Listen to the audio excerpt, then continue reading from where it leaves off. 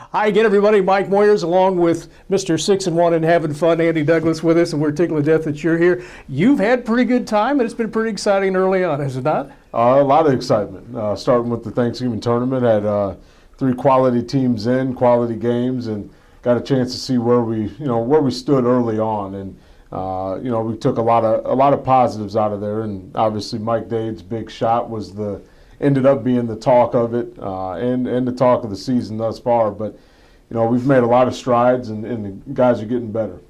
Yeah, what I've said, and I've probably said this a million times to you people too, but when I watch your kids play, I notice that there seems to be a flow amongst your players, even on a couple of trips up and down the court where they're not really in mesh, but then we seem like we know where we're supposed to go back to. Yeah, I think the biggest thing is those guys playing through mistakes and understanding. We talked a lot about that last year in them learning the new system of playing through mistakes, being able to make plays regardless of if it's the right play, how we drew it up. And I think the guys have done a really good job, number one, of doing just that. But number two, also the chemistry that they have. Whether it's in the fast break, sharing the basketball, or in the half court, decision making, making the right plays at the right time. They're doing a good job. There's still a lot of room for improvement in that area, but we're happy where we are right now. And that's the part for a high school coach, that every year your ingredients change a little bit. Yeah. Every game your ingredients change a little bit. We've seen started off to be a 6 or 7 man rotation. Of late it's been an 8 or 9 or 10 man rotation. Yeah, I mean, we have guys that, it's early in the season, and right. We're still, tampering with a few things, but we have guys that, the good thing is they can step in and play at any particular time, and guys that are playing to their roles right. and playing to their strengths. So, that's a tough thing to do at any level, whether it's high school, college, or even the pro level, playing, to what the team needs you to play to. And we have guys that are unselfish enough to do that. You win the Thanksgiving tournament, you come back, road trip to Rock Island Allman. Nice gym, by the way. If you were watching on QJ-TV here on Channel 930, you could see their gym. Really nice. Got a new scoreboard, all kinds of stuff. Everything. Huh? New floor, which is fantastic. We're hopefully working to get something like that done here. There you go. New lighting there, bleachers, everything. It's a definite facelift. Looks really good. Defense has always been one of your mainstays, and it is again this year. It has to be. I mean, in order for us to compete night in and night out with the schedule that we have and the talent level that we're facing every night, we have to be able to lock up on defense and understand that our defense creates a lot of offense for us. And we're scoring more this year, which is good. We have more guys that are in the scoring column. But defensively, it has to be our staple, and then I think the guys understand that, they realize that, and they're working for one common goal, and that's to get stops defensively. Talking about that, you beat Alleman, you come back, and you beat a pretty good Oswego team at home. Talk about that. Yeah, the Oswego game was a big staple on our schedule. It was something that we talked to our guys about. This is one of the best non-conference games that we would have, minus, of course, you don't really know at that time. You don't know who you're going to face in Collinsville. Right. But this was a big test for our guys, and an Oswego team that returned everybody, I think minus 1 or 2 players, a team that beat us at their place last year. So they were very well coached, coaches from around this area.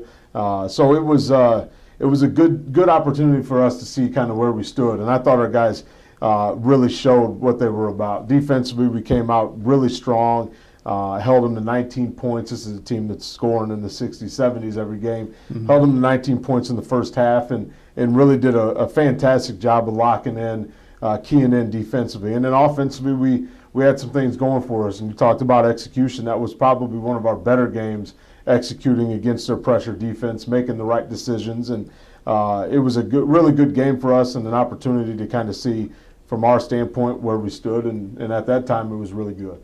Played well against Oswego, got off the bus on Rock Island last Friday night. It's 4-4, and boy, they're good. You said got off the bus. I don't know about that.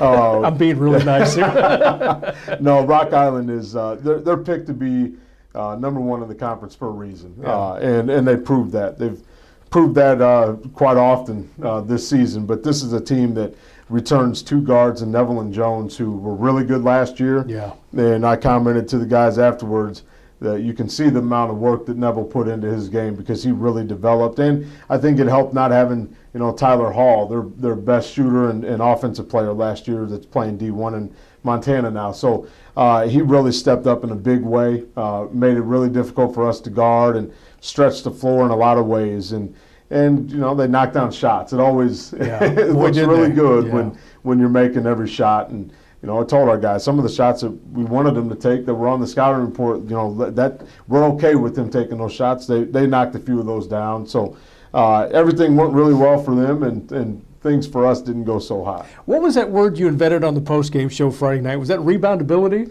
Bounce back ability. Bounce back ability, which is exactly what you guys did Saturday night. Yeah, and that's what we have to do. I mean, it's difficult playing Friday, Saturday nights, back-to-backs. And the one thing that they need to understand in high school athletes in general, you need to understand you can't get too high, you can't get too low. And that's, I think they proved that. We can't get too low after a game like that because we have to turn around or bounce back and play a second night. So I think our guys, they took that to heart. The leadership really showed through, and they put together a solid game, but a really solid second half against Springfield. That's Andy Douglas. Mike Moyers along with you. We're going to step aside. We're going to hear this from our friends at Landmarks. We'll come back and talk about this weird 3-game schedule they got coming up before the tournament, and we'll do that in just one moment. Screen printed and embroidered products, Landmarks, make your mark. When quality product and selection is key, Landmarks, make your mark. Incredible artwork, you'll love what we do. Big volume orders, or small ones too. Screen printed and embroidered products, Landmarks, make your mark.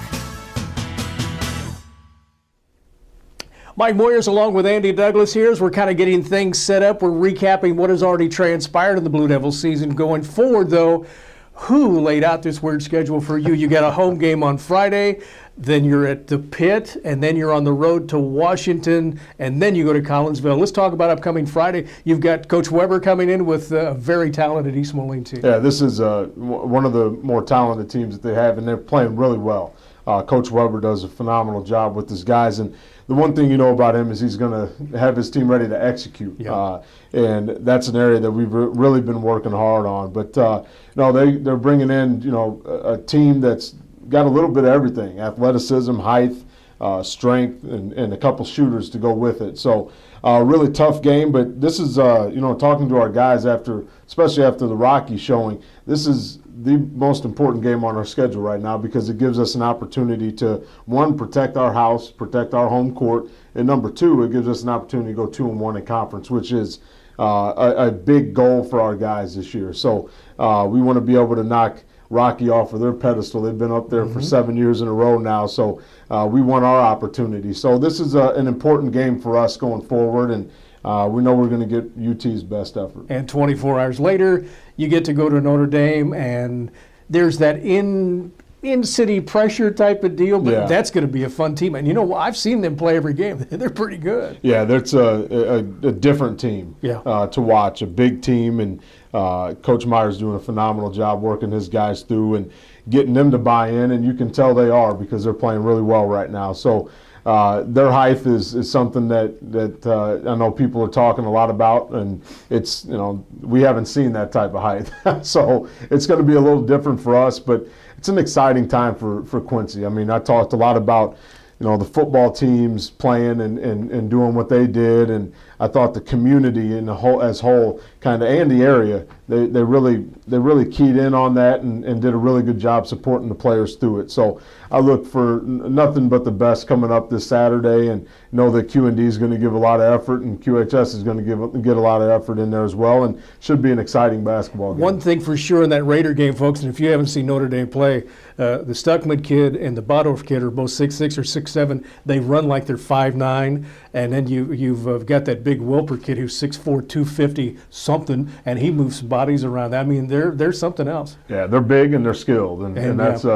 that's a dangerous combination. Yeah, darn when that happens.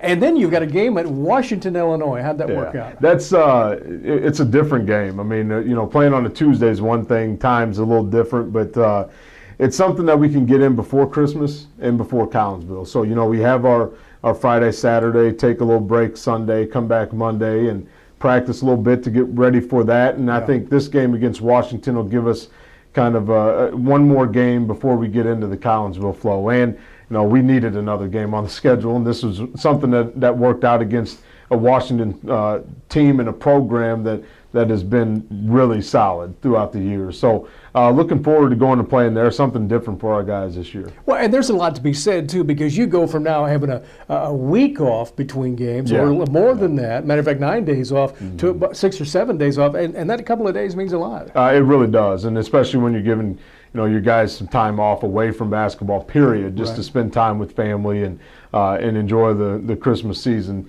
It's important for us to be ready for Collinsville because we know the type of competition we're going to face, and playing Washington at Washington will get us ready for that. And then the upcoming Prairie Farms Collinsville Classic. It's been the Schnucks Collinsville Classic for 200 years, and this is their 35th anniversary of that tournament.